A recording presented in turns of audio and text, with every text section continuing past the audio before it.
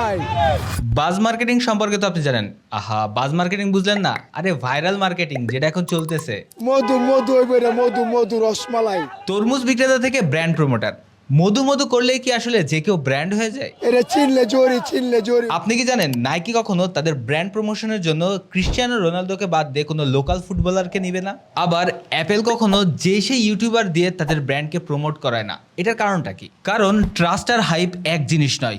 হঠাৎ করে হাইপ উঠতে পারে, বাট ট্রাস্ট কিন্তু লং টাইমে জন্মায়। হঠাৎ করে কেউ ভাইরাল হলে যেমন তাকে ট্রাস্ট করা যায় না, ঠিক তেমনই হাইপ উঠলেই আপনার প্রোডাক্টের সেল বাড়বে না। যদি লাল মিষ্টি না হয় আপনার নেওয়া লাগবো না। হ্যাঁ, আপনার হয়তো বা রিচ বাড়তে পারে, মানুষের সামনে যেতে পারেন, বাট সেল হওয়া এক জিনিস আর মানুষের সামনে যাওয়া আরেকটা জিনিস। এই মাল বিক্রি করতে দেন। আপনাকে যদি ক্রিকেট নিয়ে বিরাট কোহলি কিছু বলে তাহলে আপনি সেটাকে কতটুকু বিশ্বাস করবেন, আর তার বদলে যদি মেসি এসে আপনাকে ক্রিকেট শেখায় আপনি কতটুকু শিখতে পারবেন?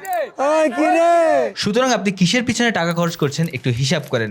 আপনি কি আপনার ব্র্যান্ড বিল্ড করতেছেন নাকি শুধু হাইপের পিছনে টাইম নষ্ট করছেন? তাই হাইপের পিছনে সময় নষ্ট না করে আপনার ব্র্যান্ডের ট্রাস্ট বিল্ডের জন্য কাজ করুন, এবং ফ্রিতে যদি মধু আর রসমালাই খেতে চান তাহলে এই ভিডিওটাকে এখনই শেয়ার করে দিন। আমি কিন্তু চলে যাবো ভাই।